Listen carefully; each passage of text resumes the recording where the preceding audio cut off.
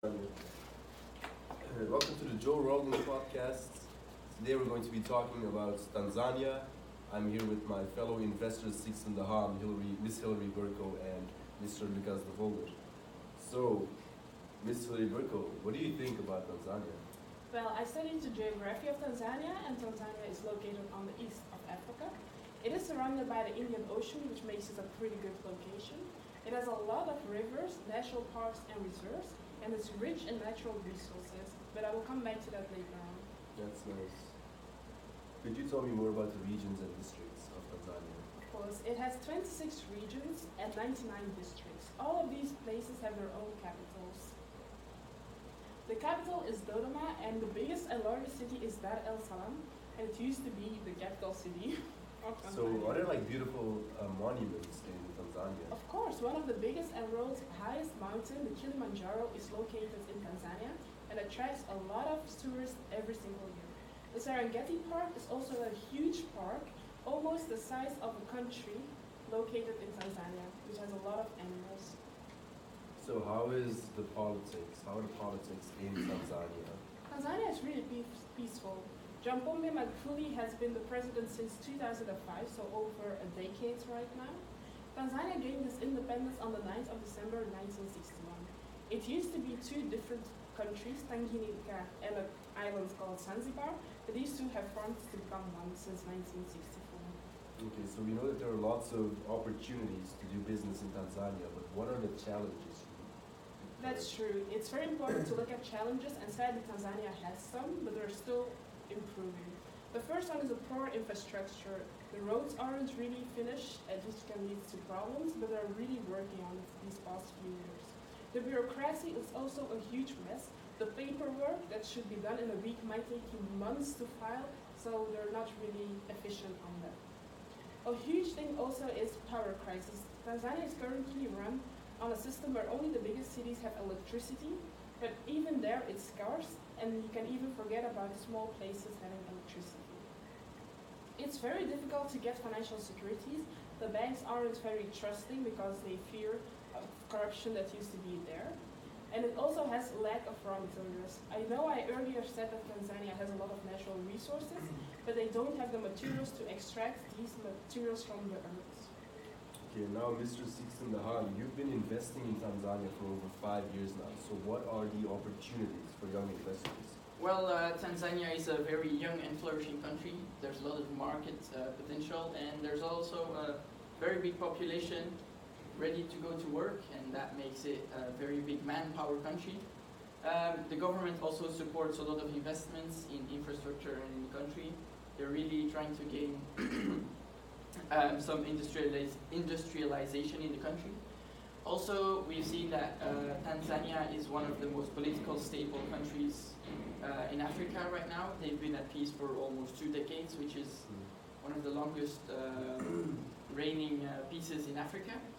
There's a lot of agricultural land, and this is also one of the biggest markets today in the country. We have plenty of untapped resources, as our colleague said. The only problem is now that we have to get them out of the ground and turn them into raw materials, and also the country is so big that we have so much room for expansion. Okay, so if someone wants to invest in Tanzania and he asks you, why should I invest in Tanzania, what would you answer? Well, as I've said, like the government supports a lot of investments and is really looking also for foreign investments to make the country one of the greatest countries on the planet. The political stability is also a very big factor in this, because when we look around Tanzania, we have a lot of countries that have the same assets, but the political stability slows it down. So that's a big advantage for Tanzania. As I've already told you about the manpower, we have a very young and ready population in Tanzania, and the natural resources are also one of the biggest key factors. Okay, so I've heard that there are 4 types of companies in Tanzania. Is that true or not? Yeah. So we have the LLC, which is the limited liability company. So this is where the actions of the company won't have any influence on your personal life. Okay. We have the public company, which makes it like more public for the people. They can invest into your company without any like steps to take. branch, which is a bigger company with like smaller companies working for it as well. Okay. And we have the representative office, well, which is an office that represents another company. Okay. That's very nice. So imagine I came to Tanzania and I want to start up a business. What are the registration steps that I have to take? Well, first you need to contact the government and you need to give them the info about which type of company structure you want to become. You have to register yourself for licenses. I don't know what you want to do, but if you want to go, like, for example, mining, you need a mining license. Okay. You need to adapt yourself to the memorandum and articles of association, which states a lot of the rules and regulations for your company. Okay. You need to register your taxes. Taxpayer identification number is also something that you need to get, which is the same here in Europe, and you need to get a business license as well. Okay, very nice. So the culture in Africa and Europe is totally different, and the business culture is also very different. So how is the business culture in Tanzania? Well, for example, greetings is something that's really important in Tanzania. I know here in Europe, when you meet your business partner, it's a quick handshake, and you're up to talk about business, but in Tanzania it's different. You really need to create a personal bond with your partner. Okay. And it's a firm but long-lasting handshake. And there's also a few things that you need to keep into mind. Like, for example, here in Europe, when you say to someone, hey, come here, you do it like this. But that in Tanzania is a big insult. You need to do it like this, like a stretching motion, because like this is something for animals, so you really disrespect the person. Yes. Another thing is, like, for example, sitting like this with your legs. You show them your foot sole, which is also the most dirty part of your body, which is completely inappropriate, and this is something that your business partner will not like. Okay. You also need to respect their culture.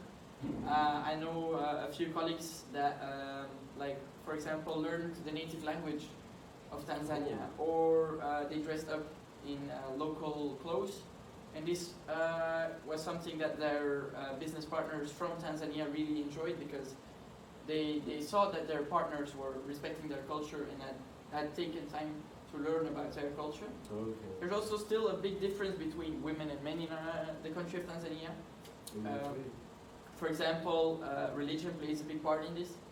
An Islamic man will, for example, not shake the hand of a woman, Okay. because he's not allowed to. But if you have a normal, like a Christian man, he will reach out his hand, and then the women will shake it. Shake it. Okay. Yeah, and also we see that a lot of men still have the power in the country, but with the emancipation of women, this will slowly change, I think. Okay, that's very nice. So, Mr. De Volder, what is the cost of doing business in Tanzania? Yes, the cost of doing business in Tanzania, we have three options. We have finding the right location, tax overview, and laws and regulations. First, I'm going to discuss finding the right location. So we have the famous heritage of Tanzania. It's very famous for Kilimanjaro and the national parks. We have also an impressive coastline and the big city like Dar es Salaam and Dodoma. Zanzibar is also a very popular destination for tourism. Tax overview is also very important to doing business in Tanzania.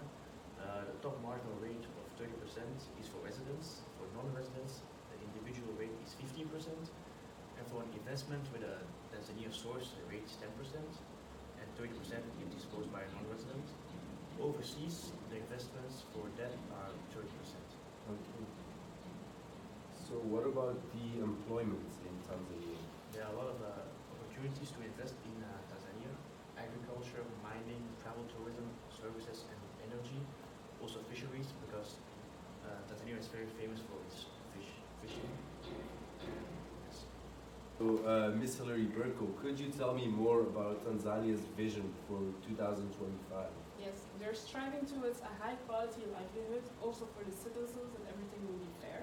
They want to continue their peace and stability that they have currently, but they also want to really focus on unity, that everyone shall be one. They also want to have a good governance, and it all has to be good, no corruption anymore. They're really fighting to get it done. a well-educated and learning society. They have really been investing in their school system, letting children go to school and creating opportunities for everyone from the city and from the poor neighborhoods. And they're really building towards a strong and competitive market. So, Mr. Sixty Dahan, you have been investing in Tanzania for over 5 years. Yeah. What could you say are the pros and the cons of investing in new business in Tanzania? Well, the pros and the cons, we see that Africa is one of the last big markets to industrialize. So we have a virgin market for new technologies, and it's easier to deploy them in Tanzania because everything there that has to do with technology is almost brand new. Yes. So there's a lot of investment opportunity there. The cost of labor force is significantly lower than in Europe. We see a little bit of the same situation in Africa right now than as in China, with labor costs that are really low. And we also have a low cost of importation, so we can bring machinery and all of that from Europe, which will make the process easier. We have a few cons though. Power systems are really unreliable, so you need to invest in heavy generators because a lot of the time the power will just cut out. And that might be expensive. Yeah, it is. We also have difficulties with finding skilled workforces, like you really have to dig deep to find someone with the right education. You could educate them yourself, but this will also be a big cost for your company. We also don't have that much technological resources because, yeah, the country and the whole market still needs to industrialize, so it's still quite barbaric. Okay, thank you very much. This was the end of our talk show today. I want to thank my guests, Mr. Lucas Vogel, Ms. Hilary Berko, and Mr. Sixten Daham. Until next week, when we will have Ghana as our special episode. Thank you for having us. Bye.